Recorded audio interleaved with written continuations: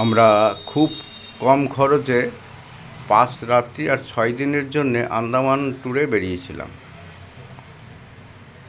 আজ ফার্স্ট ডেতে আমরা নেতাজি সুভাষচন্দ্র বোস ইন্টারন্যাশনাল এয়ারপোর্ট বা কলকাতা এয়ারপোর্টে যাওয়ার জন্য গাড়ি ধরেছি। এই গাড়ি আমাদের নিয়ে যাবে কলকাতা এয়ারপোর্টে। এই কলকাতা এয়ারপোর্ট পৌঁছে গেলাম। এই যে গাড়ি থেকে নামবো, এবার ফ্লাইটে চেপে গেছি। ডে 1 আমাদের শুরু হয়ে গেছে। এই ফ্লাইট আমাদের নিয়ে যাবে পোর্ট ব্লেয়ার বীর সাভারকর ইন্টারন্যাশনাল এয়ারপোর্টে। আমরা বীর সাভারকর এয়ারপোর্টে পৌঁছে গেছি। এখান থেকে আমরা একটা কার করে হোটেলে যাব, ফ্রেশ হব, কিছু খাওয়া দাওয়া করব, তারপর ঘুরতে বেরিয়ে পড়ব। এটা কনভিন্স কব বিচ। এখানে আমরা চলে এসেছি। এই কনভিন্স কব বিচে অনেক নারকেল আর সুপারি গাছ আছে। নারকেল গাছগুলোতে প্রচুর নারকেল ধরে। নারকেল খুব কম দাম। আর ওই যে পাশে ছোট ছোট স্টল রয়েছে সি ফুড বা হালকা খাবারের জন্যে, বেশ সুন্দর সাজানো গোছানো। এই কনভিন্স কব বিচ, বালিটা সাদা, নারকেল আর সুপারি গাছে সুন্দর মনোরম দৃশ্য, সমুদ্রের হালকা ঢেউ, জেড স্কি ওয়াটার অ্যাক্টিভিটির একটা জেড স্কি এখানে দাঁড়িয়ে আছে। আর দূরে ওয়াটার অ্যাক্টিভিটির জন্যে ওই যে দূরে সমস্ত রাইডগুলো দেখা যাচ্ছে। এর সামনের এটা গ্লাস বোট, এর নিচে কাঁচ লাগানো থাকে। এই যখন যায়, কাঁচের নিচ দিয়ে দেখা যায় সমুদ্রের নিচে কি আছে, জলের তলা দিয়ে কি রয়েছে সমুদ্রের ভিতরে, এগুলো আমরা দেখতে পারি। খুবই সুন্দর। এই যে কোরালগুলো মুড়ে কালো হয়ে গেছে, কাদার মতো লাগছে কিন্তু কাদা নয়। আর এই রাস্তাটা গেছে সোজা একদম। এখান দিয়ে গেলেই আমরা চিড়িয়াটাবু চলে যেতে পারবো। মুন্ডা পাহাড়, চিড়িয়াটাবু এসব চলে যেতে পারবো। তো খুব খুশি আমার গিন্নি, আনন্দে শুধু ফটো আর ফটো। খুবই ভালো লাগছে আমারও। এই একটুর মধ্যে চিড়িয়াটাবু পৌঁছে যাব। এই পৌঁছে গেলাম চিড়িয়াটাবু।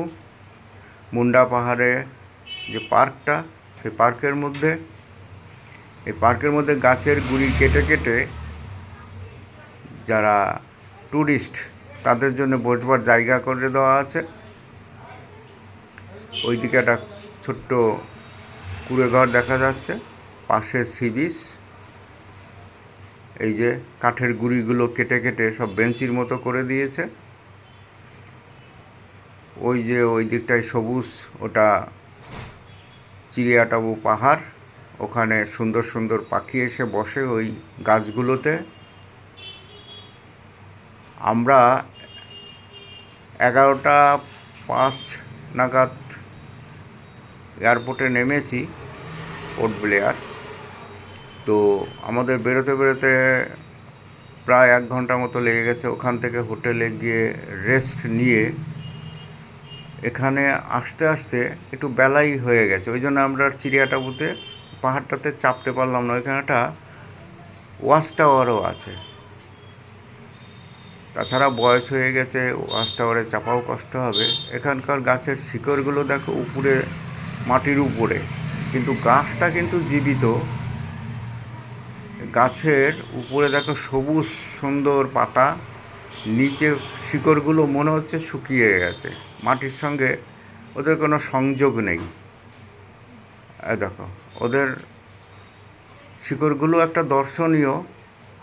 কিছু গাছ মরে গেছে, মরে উল্টে পড়ে গেছে, তবু তাদের সৌন্দর্য হারায়নি। সেটাও একটা দর্শনীয় দৃশ্য হয়ে দাঁড়িয়েছে। এই গাছটা দেখো, এই গাছটার শিকড়গুলো পুরোই বোঝা যাচ্ছে যে উপরে ঝুলছে, উপরে ঝুলছে ওই গাছটার শিকড়টা, কিন্তু গাছটা কিন্তু জীবিত, গাছটা মরে যায়নি।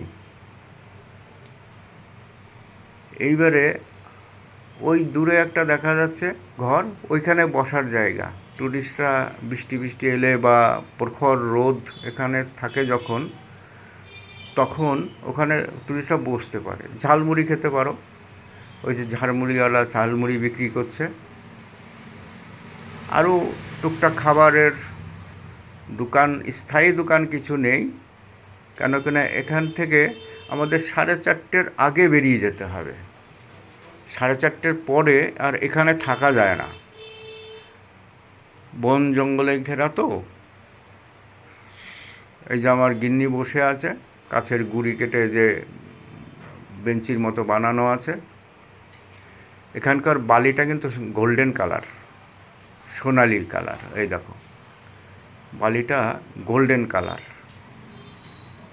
আর এই যে ওখানে ফটো শ্যুটিং হচ্ছে, গাছটা উল্টে গেছে, মরে উল্টে গেছে, কিন্তু তাকেও ছাড়ছে না সব ফটোশ্যুট হচ্ছে।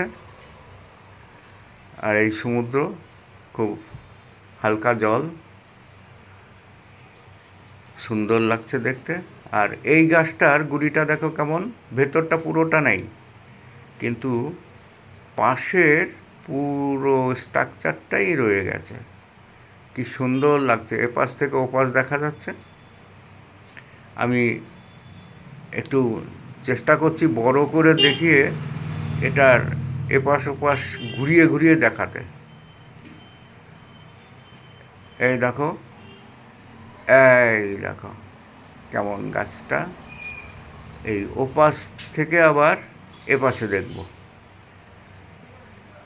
এই দেখো, ওপাশ থেকে আবার এপাশ থেকে ওপাশে দেখা যাচ্ছে। এই দেখো, সুন্দর লাগছে। এই দেখো, একদম পরিষ্কার সুন্দর লাগছে, দেখা যাচ্ছে। এই গাছটা দেখলে, পুরো গাছের গুঁড়িটা দেখালাম। এবার দেখো, এইগুলো কেয়া গাছ, ম্যানগ্রোভ, আমাদের এখানে সুন্দরবনে দেখা যায়।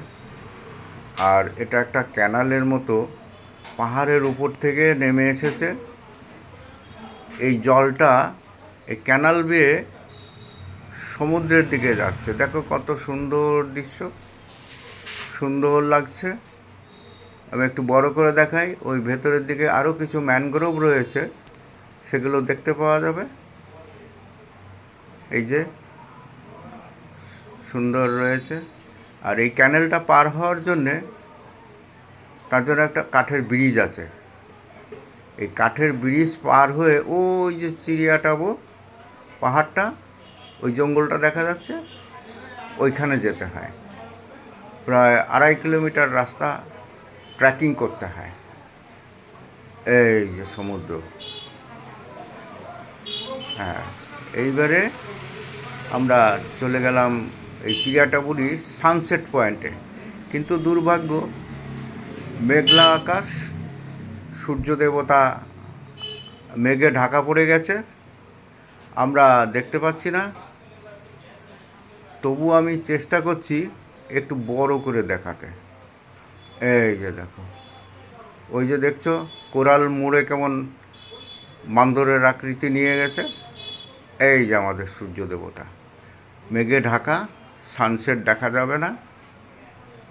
তাই আর কিছু করার নেই, এখন এখান থেকে গিয়ে হোটেলে চলে যেতে হবে।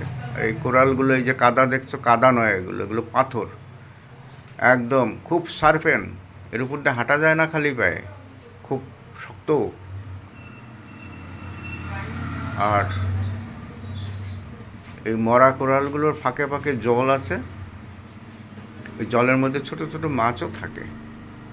এইবারে আমরা আর দেরি না করে হোটেলে ফিরি, তারপর আবার কালকে ডে 2।